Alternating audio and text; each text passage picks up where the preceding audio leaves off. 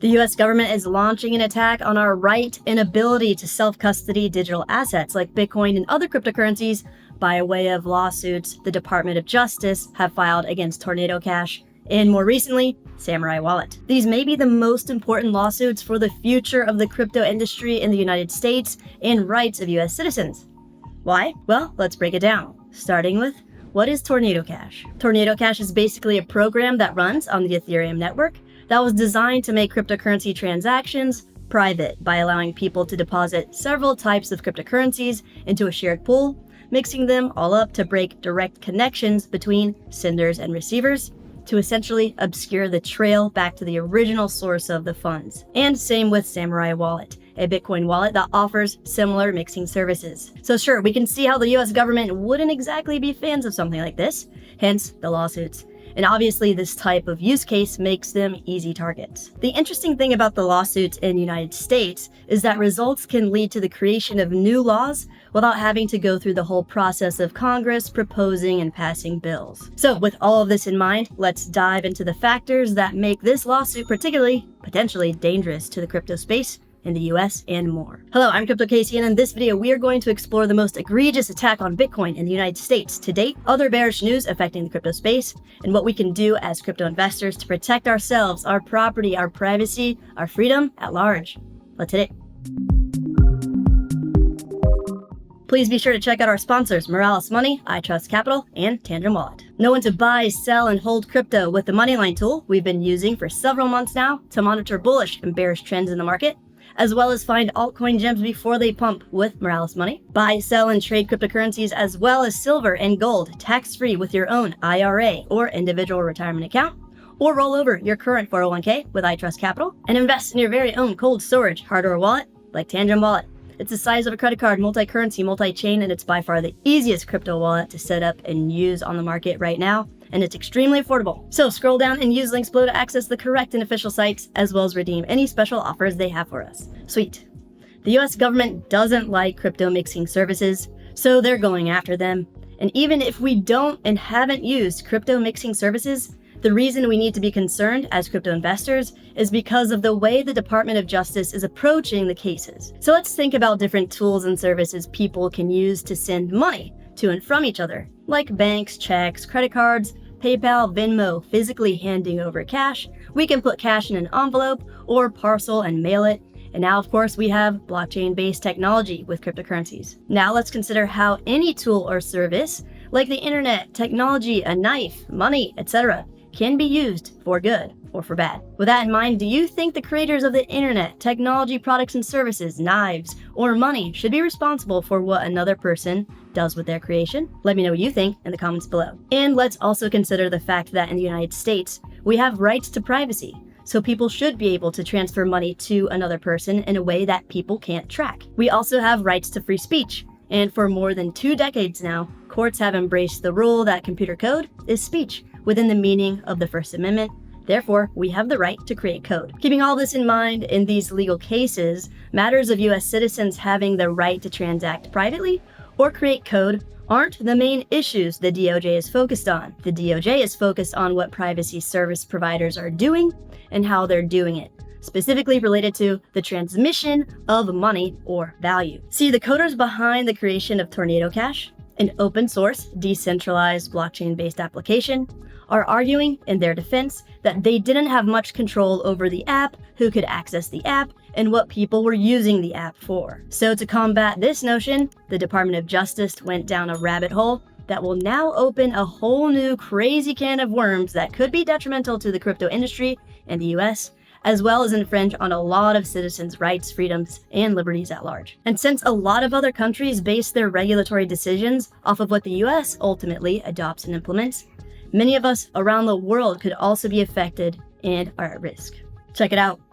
Referencing a section of the Financial Crimes Enforcement Network guidelines, the DOJ is arguing that the guide doesn't address the idea of control in the money transmitting business, suggesting that it doesn't matter if Tornado Cash had control of the money or value, because at the end of the day, the app allows people to transfer money or value. Therefore, it is a money transmitter. And money transmitters are subject to a whole litany of things like registration, reporting, regulations, compliance, etc. So basically, the main issue will boil down to what is a money transmitter. More specifically, whether or not Tornado Cash is a money transmitter. And if Tornado Cash is deemed a money transmitter, then that would be very bad for us. Here's why. If a system of smart contracts that transfers value qualifies as a money transmitter, it could mean that other decentralized, autonomous entities could qualify as money transmitters, which then bleeds into what services would be required to implement KYC or Know Your Customer and AML or money laundering rules. And this could spill over into everything in crypto, most egregiously, self-custody wallets. The only way we are able to completely own and control our digital assets, like Tangent Wallet, which if you haven't yet, it literally takes just a minute or so to set up, super user-friendly for beginners, simplifies the overall Web3 experience for more advanced investors. They've had 0 wallet hacks over the million in the market since inception in 2017. And using the link below, you can get it at a discount. It's now or never when it comes to take advantage of the ability to self-custody our crypto, because multiple government entities are now working in tandem to try and take away these freedoms. I mean, just this week, the Federal Bureau of Investigation, the FBI, issued this public service announcement alert on cryptocurrency money services businesses. The FBI warns Americans against using cryptocurrency money transmitting services that are not registered as money services businesses, according to United States federal law, and do not adhere to anti-money laundering requirements. A few simple steps can prevent unintentional use of non-compliant services. For example, avoid cryptocurrency money transmitting services that do not collect Know Your Customer, KYC, information from customers when required. Crazy. At the end of the day, their ultimate aim and goal is to control us, keep us dumb, divided, distracted, poor, compliant. They don't want people to have the ability to exit the US dollar, their system of control. They don't want us to be wealthy. They don't want us to use new financial technology they have no control over. So let's take a closer look at what the government is arguing in its case against Tornado Cash and the implications it could have on the crypto industry at large. First, a quick word about another type of uncorrelated asset class. Check it out.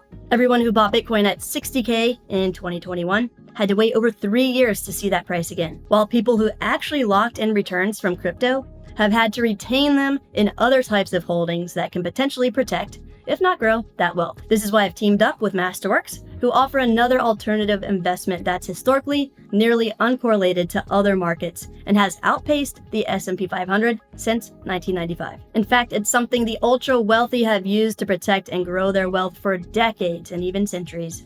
Blue chip art. May sound crazy, however, as an investor with Masterworks myself, I now have access to securitized versions of the same whole blue chip pieces by artists like Banksy, Picasso, and more. They've already provided positive net annualized returns on each of their 21 exits, distributing tens of millions back to investors over the past few years. Without Masterworks, it seems almost impossible for an outsider or average investor like us to invest in art. But now, any type of investor, from Main Street to Wall Street, can include it as part of their individual portfolio. It tends to be a long-term investment and shares are limited, so as part of our partnership, our community has the opportunity to skip the waitlist to join Masterworks and start diversifying into art today by scrolling down and using the link below. Past performance is not an indicator of future returns, and you can see important Reg A disclosures at masterworks.com/CD. Cool. So the Tornado Cash lawsuit is an attack on the entire crypto industry. Even though the founders are fighting hard to get the lawsuit dismissed by arguing they are not a money transmitter, they never touch any of the funds, it's all self-custodial, and it's just a website where you interact with Web3 via the blockchain, the government doesn't care that they just had a website and is arguing that they operated the website and facilitated the transaction of money and value. Therefore, they are a money transmitter. Check it out. Here's a section straight from the government's opposition to Tornado Cash's argument. The definition of money transmitting in section 1960 does not require the money transmitter to have control of the funds being transferred. The definition extends to transferring funds on behalf of the public by any and all means. Under the ordinary meaning of the word transfer, there is no requirement that the transferor exercise control over the funds being transferred. For instance, in the very definition cited by the defendant, the word transfer means to convey from one person, place, or situation to another, or to cause to pass from one to another. These definitions do not require control over the thing that is being conveyed or caused to pass from one to another. For instance, A USB cable transfers data from one device to another. And a frying pan transfers heat from a stove to the contents of the pan, although neither situation involves exercising control over what is being transferred. So, where they are going with this argument actually casts a wide net over a bunch of ridiculous scenarios where pretty much everything and everyone, all of us, would be deemed as a money transmitter and would need to basically get licensed. Here are some memes that help put into perspective just how absurd this notion is. We've got this pile of frying pans and USB cables, aka unlicensed money transmitters. This random woman giving a homeless man some change, unlicensed money transmitter. When it comes to crypto wallet seed phrases, which if you don't know how they work, check out this video guide for beginners by clicking on the link above to have that eureka moment about how the tech works. In this meme, you're illegally transmitting money by whispering 12 words, aren't you? And we've got some neurons transmitting data. Unlicensed money transmitter. So we get the idea. The other part of the government's argument is that if a website or application with a user interface connected to the blockchain routing transactions, even if it's all self-custodial, it qualifies as a money transmission system. This could affect decentralized exchanges like Uniswap and 1inch, and much, much more. If the government wins this part of their argument, this could be bad. In fact, if you're a US citizen, you can't even access 1inch without a VPN or virtual private network, like NordVPN, which you can get for a nice discount using the link below. And as we've already mentioned, it could spill over into self-custody wallet providers like Coinbase Wallet and MetaMask, which is also under attack recently by the SEC. So yes, this lawsuit against Tornado Cash is probably the biggest case against the crypto industry right now, so we need to follow it closely, stay up to date on all the latest developments, which you can do by subscribing to the channel and clicking on the bell notification. And if we haven't yet, get yourself a cold storage hardware wallet like Tangent Wallet. Capital controls are coming, where the government will try to prevent us from leaving the US dollar system of control, bringing us all down with it. So as people in the crypto space, we need to make sure we are prioritizing security of our digital assets, like Bitcoin, by completely owning and controlling it with our own cryptocurrency wallet, like Tangent Wallet. It's as slim as a credit card, extremely easy to set up, like literally just a minute or so. It also allows us to not only safely store and completely own and control our crypto, we can also buy, earn, transfer, and swap thousands of coins and tokens. Despite the dire news, the bull market rages on. So if you would like to increase your chances of making gains by buying and selling altcoins at the right time using the money line, check out this video. To learn more about how we can prepare for altcoin season and learn how to use DeFi or decentralized finance apps in Web3, check out this video. And to get your very own Tangent Wallet, click on the link on the screen. Like and subscribe for more. Be safe out there.